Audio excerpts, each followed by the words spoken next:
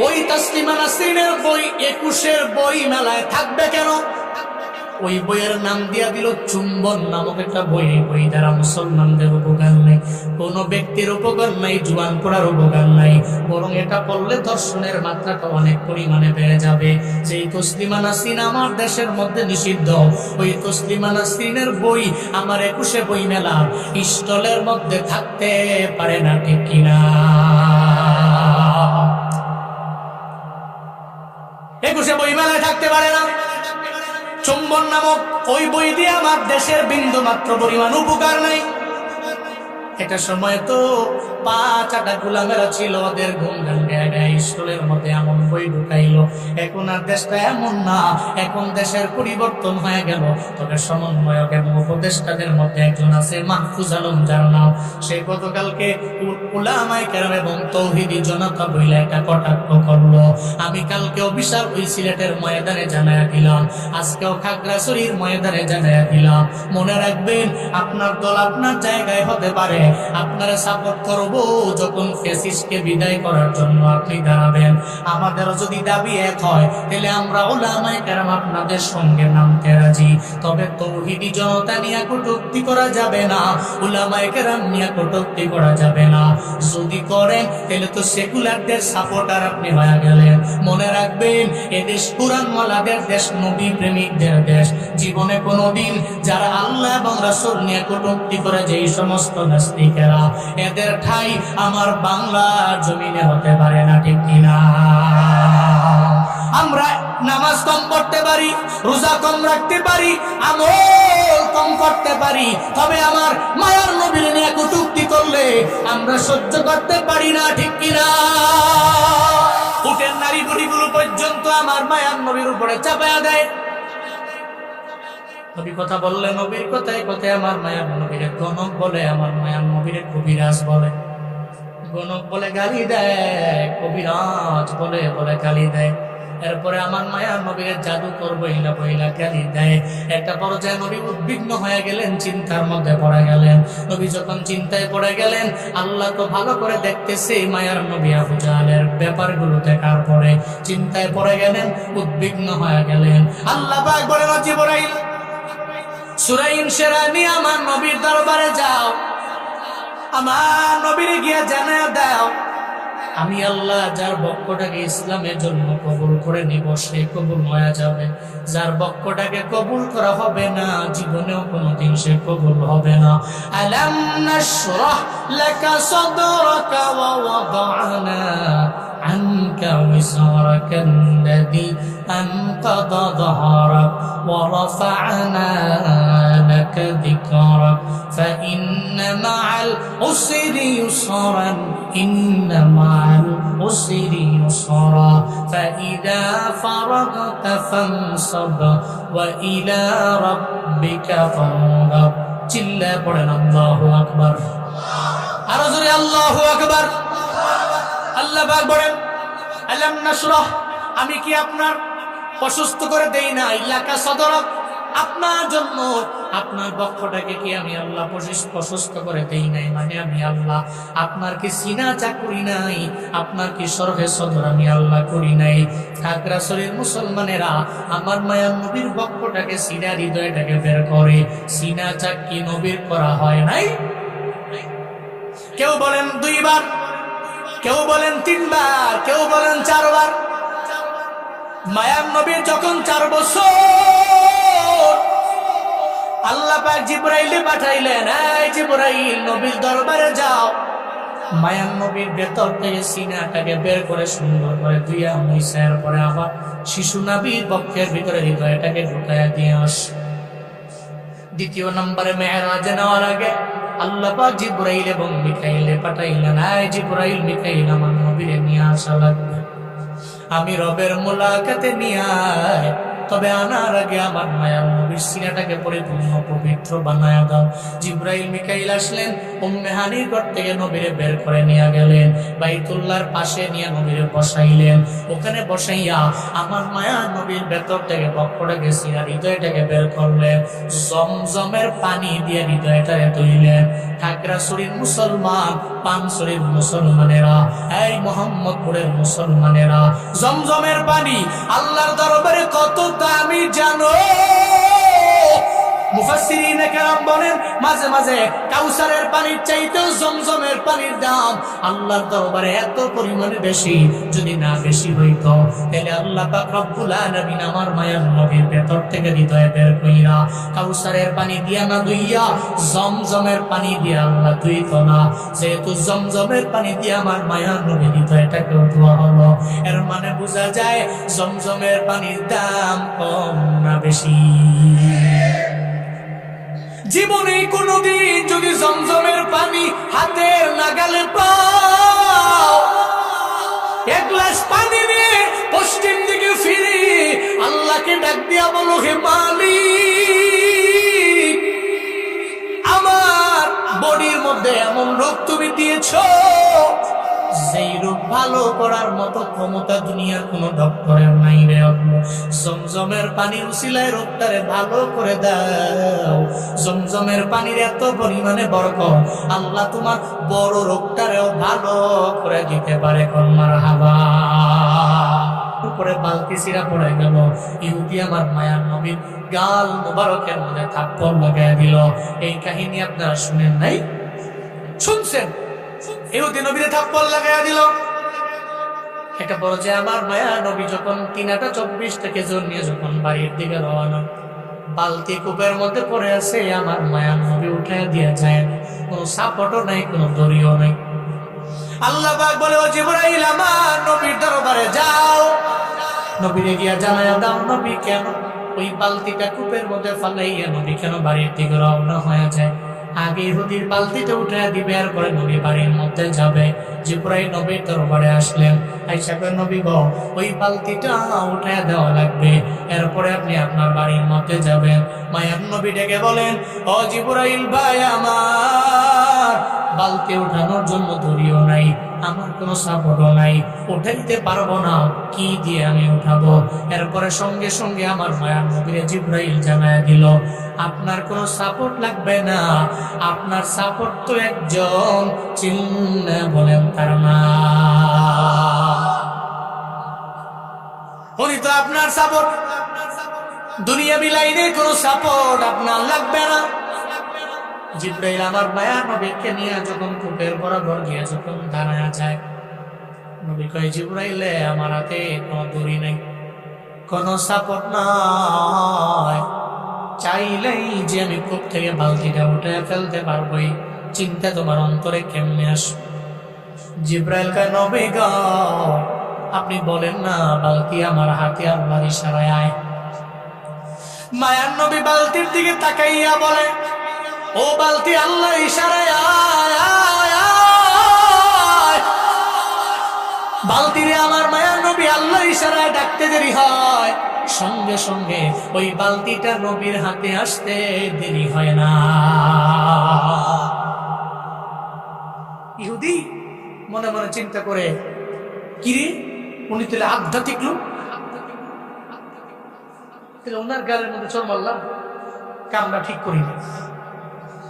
সঙ্গে সঙ্গে হাতটারে তরবারি দিয়া টাসপিরা কোপ দিয়া ফেলা।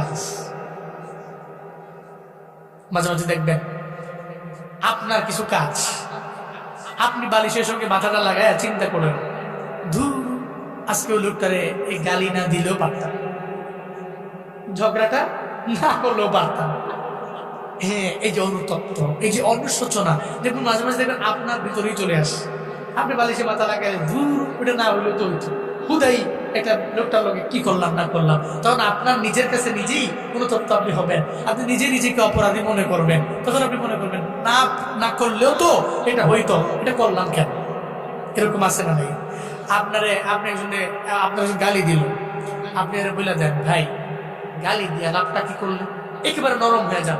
খুদার কসম, ওই ব্যক্তি আপনার সামনে রাগ দেখালেও 1 ঘন্টা, 2 ঘন্টা, 3 ঘন্টা রাগ থামলে পৃথিবীর সবচেয়ে বড় অপরাধী ও নিজের মনে করবে যে আমি এই লোকটাকে গালি দিলাম, লোকটা আমার কি সুন্দর করে নরম করে জবাব দিল।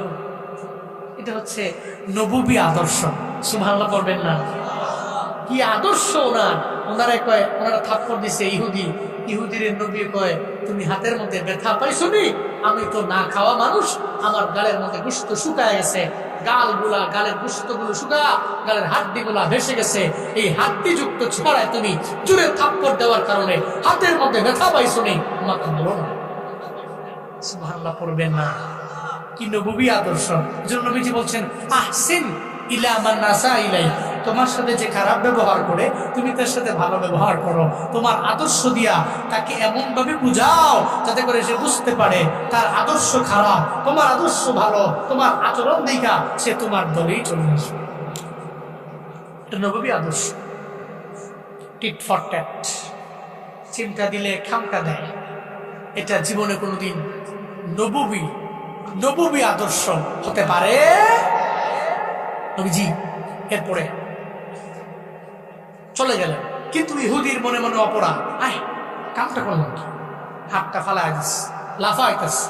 পাশ দিয়ে বণিকরা যায়, কিরে ইহুদি, কার সাথে মারামারি করে হাত ফালাই গেছে, হাত করে গেছে, কার সাথে? না, কারণ মারামারি করে না, নিজেরটা নিজে ফেলা দিস। কেন রে? এমন একজন ব্যক্তির গালের মধ্যে আমি থাপ্পড় লাগাইলাম, যে ব্যক্তিটা সাধারণ মনে হয় না, তবে আমি চিনি না, আমার পরিচয় দেয় নাই। সব কথা বলার পরে বণিকেরা জানা দিল, এটা দুনিয়ার সাধারণ কেউ না, উনি হলেন আখিরি জামানার পয়গম্বর রাহমাতুল লিল আলামিন। চিল্লায়া পড়বেন কি মারহাবা। ইমামুল আউয়ালিন আল আখিরিন বারে সাদকা রাহমাতাল লিল আলামিন, শুধু ওজুদাস রাহমাতাল লিল আলামিন, মসজিদে ও শুধু হামারো এ জমিন, সৈয়দুল কাউনাইন খতমুল মুরসালিন, আখিরামত বুদ ফখরুল আউয়ালিন। আমার সন্তান তো, আমি দৌড়ে ওই নবীর দরবারে চলে যাব। সন্তান দেওয়ার পরে হাতটা সঙ্গে করে নিয়ে আমার মায়ার নবীর দরবারে যায়। নবীর পেছনে গিয়ে আমার নবীরে ডাক দেন, নবী কই, কে রে? আমি নবী। কই, কেন আইছো? তুমি তো আমার থাপ্পড় মারলা, তোমার বালতি তো আমি কোথা থেকে উঠে তোমার দরবারে দিয়ে আসলাম, আবার কেন আমার দরবারে তুমি হাজির হয়ে গেলা? কই, নবী গো, কাজটা আমি ঠিক করলাম না, আপনার গালের মধ্যে আমি থাপ্পড় লাগাইয়া দিলাম, আপনার আমি চিনতে পারি নাই, আপনার ব্যাপারে আমি বুঝতে দেরি হয়ে গেল, আমারে ক্ষমা করবেন নি, আমারে মাফ কইরা দেন। মাফ নেওয়ার জন্য আপনার দরবারে আসলাম। আমার মায়ার নবী জানায়া দেয়, ও ইহুদি শুনে নাও, আমি তোমারে মাফ করব, একটা শর্ত, যদি তুমি কালেমা পড়ে মুসলমান হতে পারো আমি তোমারে মাফ করে দিব। ইহুদি মনে মনে কয়, আমি তো কালেমা পড়ার জন্য আসলাম, তাহলে নবী আমারে শর্ত দিয়া দিল, আমি একটা শর্ত দিয়া দেই। নবী গো, আমি কালেমা পড়ে মুসলমান হয়ে যাবো একটা শর্তে, যদি আমার আগের হাতের মতো হাতটাকে জোড়া লাগাই দিতে পারেন, তাহলে এখনই কালেমা পড়ে মুসলমান হয়ে যাবো। মায়ার নবী কয়, হাতটা দে, হাতটা আমার হাতের মধ্যে দে। যখন হাতটা সঙ্গে করে লইয়া কবজির মধ্যে লাগাই দিলেন, একটু জিবা মুবারক দেখে লালা মুবারক খাই না, একটা ডলা দিয়া কয়, ইহুদির হাতটা আগের মতো হয়েছে কিনা আমারে বলো না। ইহুদি চোখের পানি ছেড়ে দিয়ে আমার নবীরে জানায়া দেয়, ও পয়গম্বর, আপনার লালা মুবারকি এত পরিমাণে বরকত, যেই লালা মুবারক আমার কবজির মধ্যে লাগাইতে দিরি, আমার মনে হয় আমার আগের হাতের মধ্যে যেই পরিমাণে শক্তি ছিল, আপনি আমার হাতের মধ্যে লাগানোর পরে, আপনার লালা মুবারক আমার কবজির মধ্যে লাগার পরে আমার হাতের পাওয়ার আগের তুলনায় বহু গুণে বেড়ে গেছে। চিল্লা করেন মারহাবা। ওয়ারাফা'না লাকা যিকরাক فإن مع العسر يسرا إن مع العسر يسرا। আল্লাহ পাক বলেন, নবী চিন্তা নাই, আপনার মাক্কি লাইফটা যদিও দুঃখের হবে, তবে দুঃখের পরে আমি আল্লাহ আপনার জন্য সুখ রেখে দিলাম। দুঃখের পরে আপনার জন্য কি থাকবে? সুখ। দুঃখের পরে কি? সারা জীবন আপনি দুঃখী হবেন, বিষয়টা এমন নয়। ঈমান আর ধৈর্য নিয়ে নিজে আল্লাহর উপরে তাওয়াক্কুল করে, হতাশায় না পড়ে, ডিপ্রেশনে না পড়ে, আল্লাহর উপরে ভরসা করে ডিপেন্ডার, এমন ডিপেন্ডার হন যেটা মুতাওয়াক্কিলিনরা হয়, এদের মতো ডিপেন্ড আল্লাহর উপর ডিপেন্ড করে অগ্রগামী হন।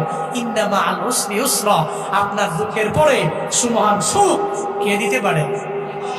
কাটাহিরি ক্ষান্ত কেন কমল তুলিতে, দুঃখ বিনা সুখ লাভ হয় কে বহিতে।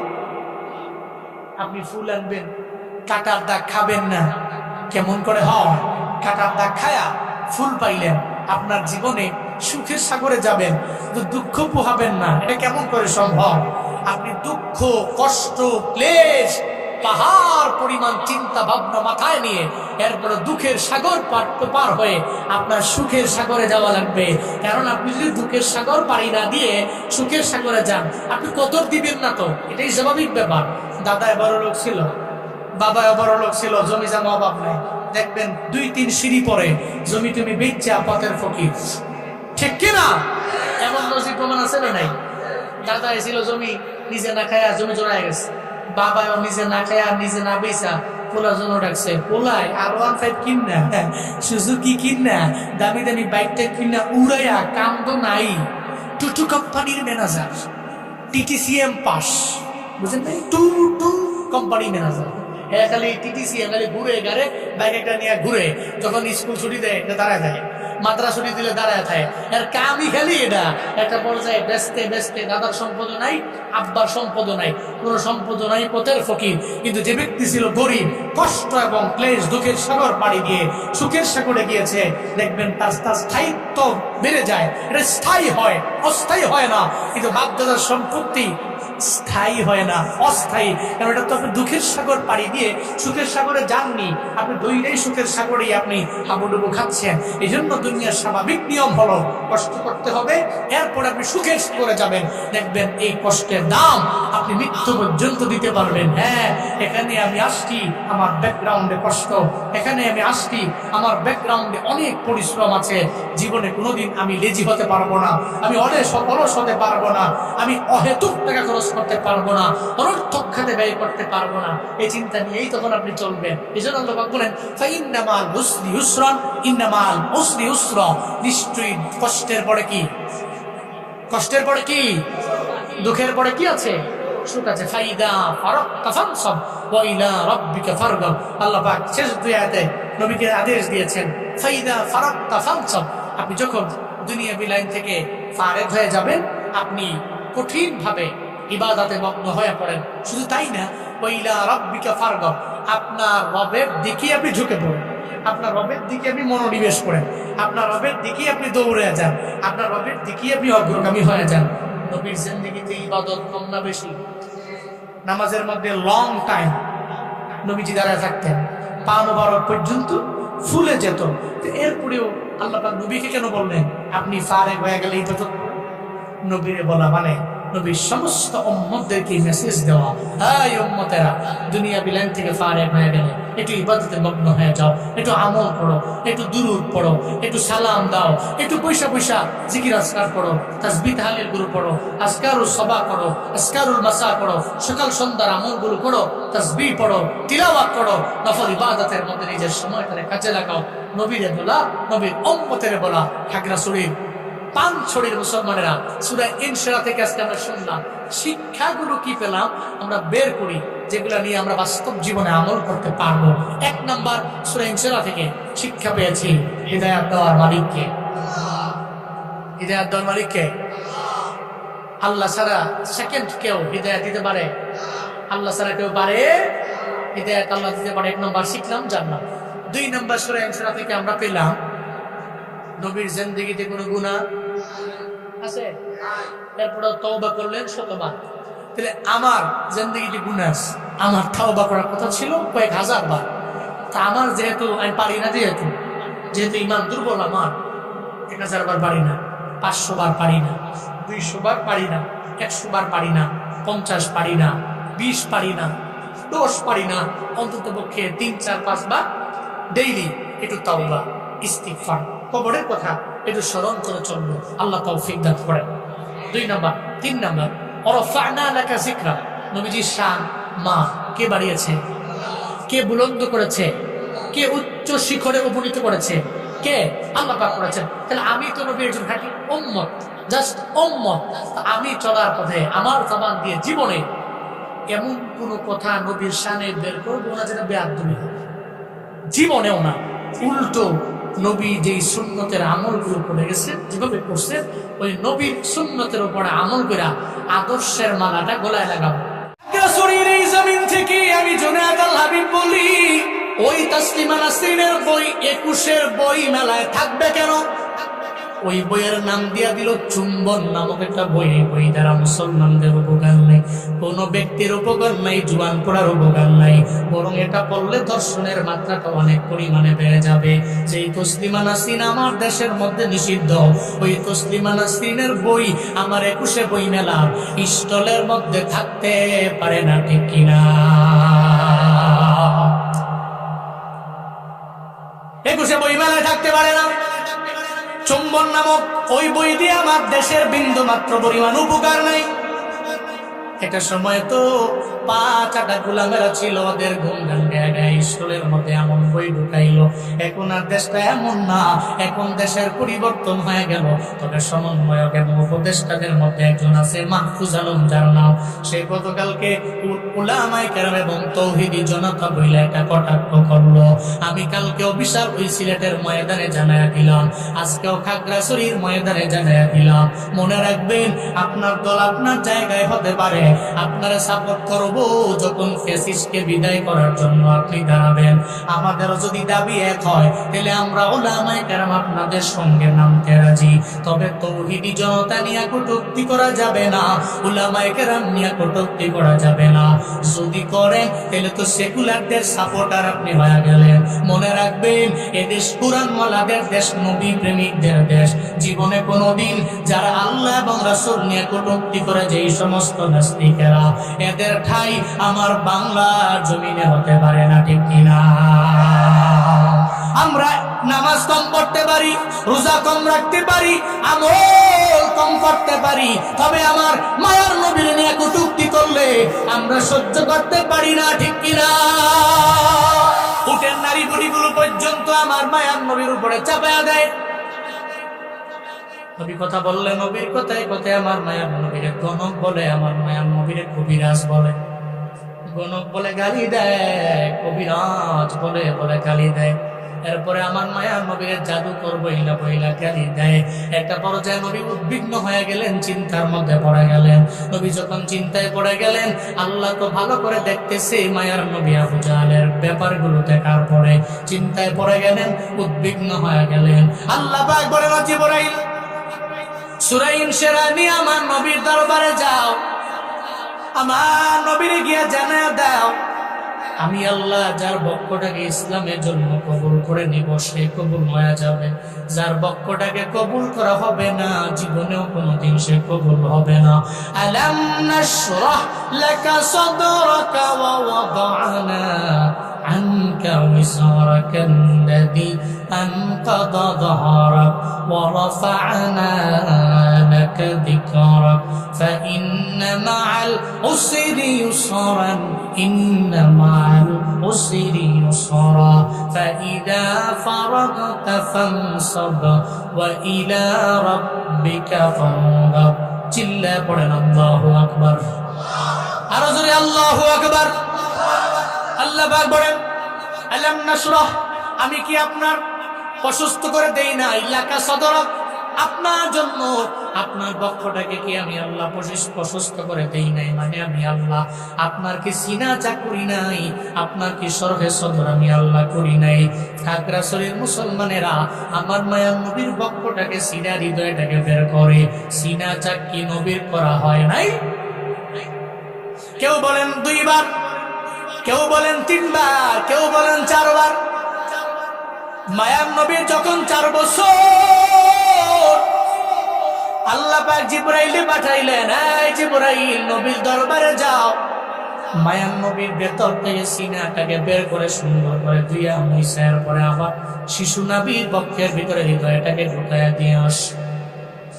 দ্বিতীয় নম্বরে মেরাজে নেওয়ার আগে আল্লাহ পাক জিবরাইল এবং মিকাইলে পাঠাইলেন, এই জিবরাইল, মিকাইল, আমার নবীরে নিয়ে আসা লাগবে।